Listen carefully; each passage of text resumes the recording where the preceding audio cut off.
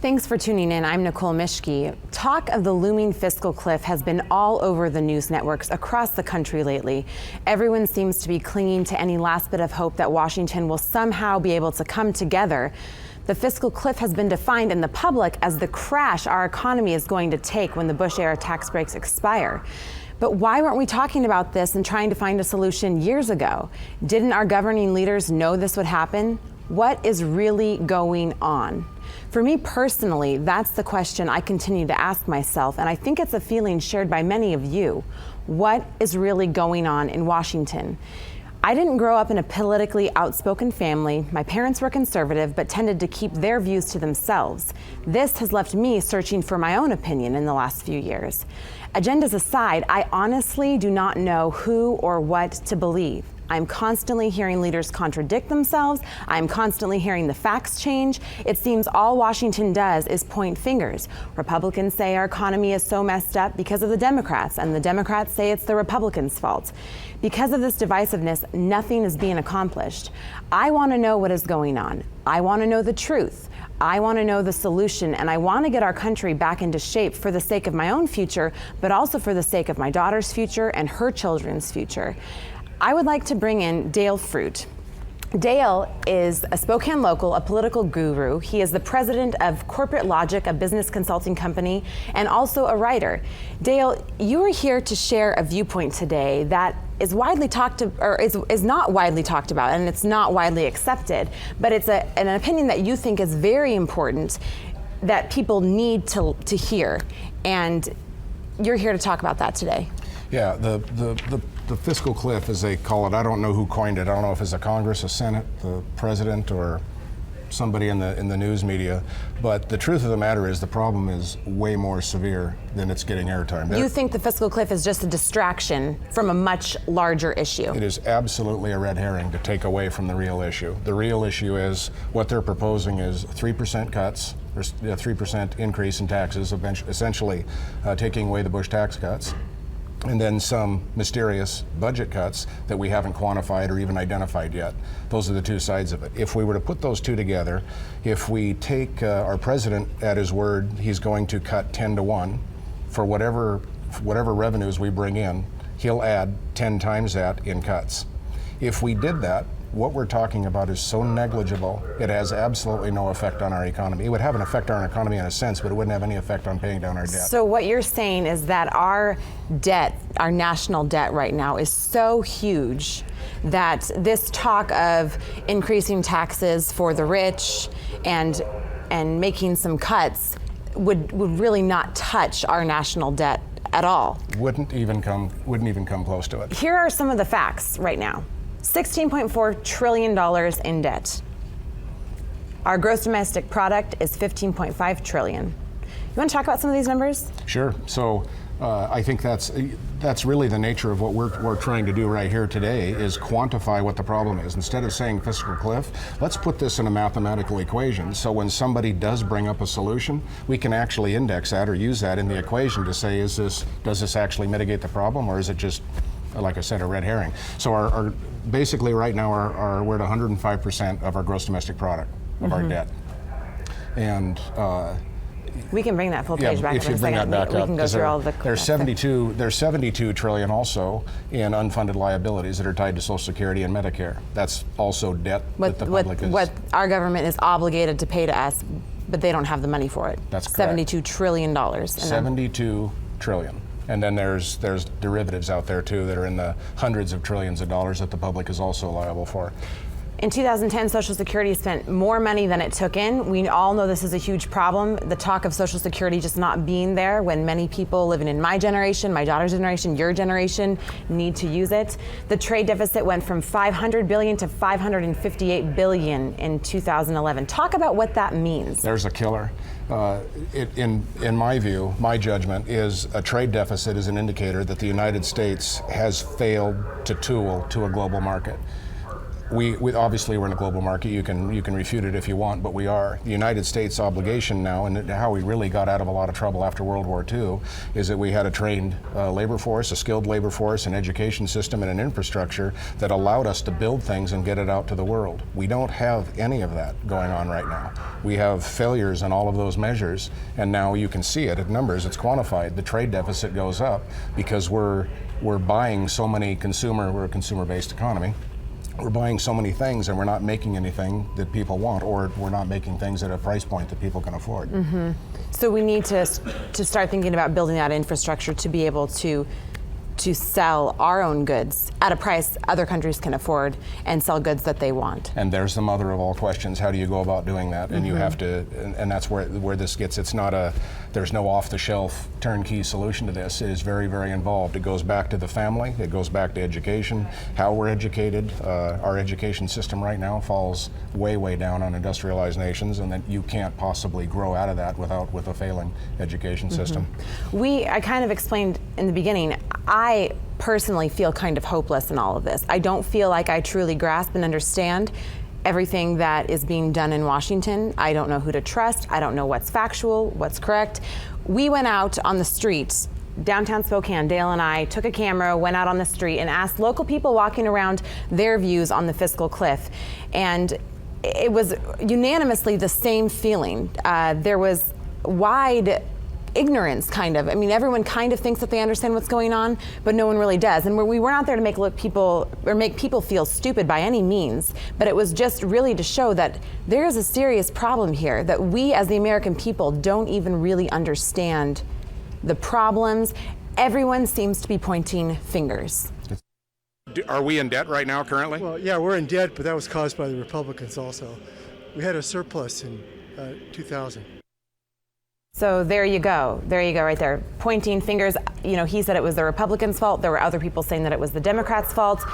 And he talks about a surplus that Clinton had when he came into office.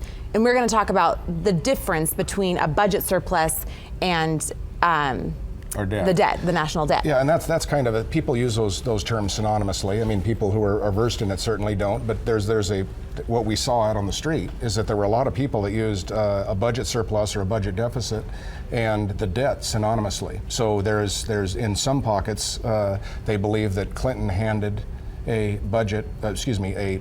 We had no debt when President Bush took office. What we actually had was a budget surplus. But that budget surplus never served the debt while Bill Clinton was in office. So the debt went up $1.6 trillion while Bill Clinton was in office. Yet on the annual budget in the budget year, he ran a surplus. So people took that as, oh, well, we paid off the debt. We had no debt. George Bush started it all. And you can kind of put that into terms, if you had a budget of $20,000 for the year and you only spent $10,000, you'll have a budget surplus of $10,000. But you still could still have debt for, you know, your $200,000 house or whatever. That's exactly what we're talking about here. Exactly, that's well put. When we were out there on the street also, there was this widespread feeling that nothing is getting accomplished in Washington. There's just so much antagonism between the two parties that I don't know if anything's ever really going to get solved, you know. It just sort of, sometimes you feel kind of hopeless about it. She was talking about her frustration and feeling like no one's doing anything. Explain the issue with us having a debt-based economy and our dollar not being backed by gold anymore. A lot of people, when we were out there talking on the street, thought that our dollar was still backed by gold. It was shocking how many people thought that our dollar was backed by gold. And you mentioned you're confused. There were a lot of people out there that were confused. I'm confused. No matter how hard you study this, there's so many variables involved in it. It's difficult to get a command of it. But this is an interesting story. Ron Paul was in the Senate Finance Committee, and a ranking member of the Senate Finance Committee leaned over, a female, and said, "Are you trying to tell me that our dollar is not backed by gold?" So if we're under the belief that the Congress, the Senate, and the President have a handle on this economy and the nature of it and how it works, I think that's the first step we need to take, is refute that and say they don't. They clearly don't, by the numbers, by our debt.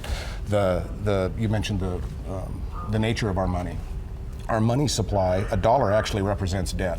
all of our money is tied to debt. When we go through the Federal Reserve, which is a group of private banks, and the Treasury actually makes money, that money is necessarily tied to debt. Every dollar that's out there circulating has interest attached to it. There's no possible way of paying off that current dollar in circulation without borrowing more. And that's why you see from the beginning of the Federal Reserve in 1913, that's why you see as our economy expanded, our debt expands, because that's exactly what a fiat system is. And this topic of every dollar being attached to interest, I personally am still having a hard time wrapping my brain around the entire concept.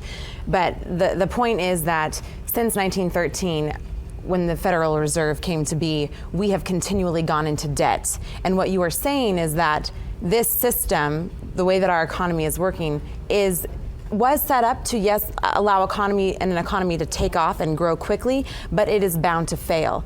We continue to go in more and more and more debt, and eventually it's just not, it's not going to work. It's going to fall off the cliff, as they're saying. The root of the issue is exactly that. In 1971, we went off the gold standard. The Federal Reserve started in 1913, but in 1971, when we went off the gold standard, our dollar was literally tied to nothing. We had no asset backing it. So between those two, between private banks issuing the United States money and us going off the gold standard, it identical to what's happened in world history through 35, 40 different currencies. They've all collapsed. We spoke with a former federal judge on the street who was also very frustrated. And when people wake up and start to realize that nothing is being done as he has, they're probably going to feel the same way. When you look at all the talk shows, the news channels, the newspapers, are you frustrated when that there's nobody speaking in plain English and math? I am more than frustrated. The president needs to learn how to negotiate and not pontificate. And Congress needs to figure out how to work together and actually put things on paper in simple, clear terms that everybody can deal with, and they need to get on with it. That's a former federal judge saying those things. Guy who's very, very well versed in what's going on. He studies it, and the frustration, and I think we all share that. We got to make this apolitical. It can't be left and right. It has to be we the people quantifying this, putting it in an equation, and agreeing to the terms and coming up with a solution. And then there's a former federal judge looking at that and saying, this makes no sense. I'm frustrated when I hear people talking about it, because they're just speaking in a lot of your frustration, you've spoken with a lot of economists, and they all say that when you look at those numbers that we put up there, our debt, everything that we owe, it is not possible to get out of this with printing more money. Like, we are bound to fail. There is no way that Congress can increase taxes enough or make enough cuts that we could possibly stop going into debt and start paying this off. And when you say that, it sounds like Chicken Little, like it's just completely catastrophic. But knowing it in advance before it happens, there are measures we can take to hopefully do a belly landing in the Hudson instead of corkscrewing into the side of a mountain. You mentioned Germany was an example from history that we could learn from. Post-World War I Germany is it's so closely related to what we're going through right now. They just printed more money. It was tied to nothing. It was a fiat dollar. They printed more money, and they suffered from hyperinflation, and the dollar literally became nothing. They're throwing it out of windows and burning it in barrels for heat. So we need to look at all of these circumstances in history and learn from it and take our given set of circumstances and, most importantly, educate ourselves, but look at our elected officials and hold them accountable for what is actually going on. Give them numbers. And when they say we're going to raise taxes 3% or we're going to cut this, hold them accountable for what that actually means to the equation. Because once you're given the numbers and you run the math, you'll realize how ridiculous all these headlines are. They're worth nothing. Because it's not even touching the problem. Not even coming close. Mm-hmm. The nature of the problem is the nature of our money, and that is debt. Let's talk about President Kennedy, President Lincoln, and President Garfield. Yeah, three very, very unfortunate, I don't know if you'd call it causation or correlation. Kennedy, Lincoln, and Garfield all spoke up, well, in different ways. Kennedy passed a law trying to get the dollar backed by silver, and shortly thereafter he was executed. Lincoln actually printed his own greenback. He printed about 4.4 million to fund the war, and soon after that he was executed. After his execution, they went back to the other dollar system, and then James Garfield was another strong opponent of private banks issuing the United States money, and when he voiced it, he was executed. And I can't tell you that is why, but the correlation is so strong when you study those three. There are powers that be that are manipulating our money system, the private banks that actually issue the federal government the loans that are extremely powerful. And lots and lots of money in their hands. Lots of money, lots money of power. Is power. And it's a long, sordid history. And you know, we just want to end on saying you think the way out of this is to educate yourself. As I have said, as many people on the street said, it's very frustrating to not really feel like you can understand exactly what's going on. You 3 years ago were a hardcore Republican, and today you stand back and you say this just seems ridiculous, that there could be two sides who both claim to be Americans but can be so at each other's throats and so divisive in something, so much so that nothing is getting accomplished. And you have really had to work hard to educate yourself to really understand this at the level you do today. You have to surrender what you want to believe or what you were taught or the house you were raised in, the ideologies that you were raised with. You have to be willing to surrender that and look at what actually is and look at world history and find out if your worldviews actually jive with what is. And it's difficult because when you do that, when you separate yourself from the dichotomy of left and right, Republican, Democrat, when you do that, you really are in a very small group of people, and it makes you feel kind of funny. It's like, geez, how come no one else is saying this? And then you find, we found a couple out there on the street, you find people that actually get it, and like, okay, I'm not crazy. And you just keep digging and researching and digging and researching, because none of this is on the top layer of news. You've got to dig. And I think that, like I said, everybody can agree that nothing is happening in Washington. There's too much controversy and no one knows how to compromise. Something needs to change, and it needs to start with us informing ourselves. Instead of taking what you hear from your Republican or Democratic leader, those people you look up to, check that information yourself. Don't just take it as fact because it came from someone who you support in Congress or in the Senate. And I think that we all need to start holding each other accountable and really, as a country, come together and figure out what we can do to get out of this mess for the sake of our kids and for the sake of each other. If you would like to contact Dale, he would love to talk with anybody, dispute anything that he said. Do you have any variance of opinion, you take exception to what I said, please write me and voice that. I would like everything quantified if possible. If you've got a difference of opinion, quantify it with numbers so I can actually understand what your point is, what your position is, and I would encourage anybody to do that. We've got his email address right there, corporatologic@me.com. And Dale, thank you so much for being here today. Yeah. Thanks for watching.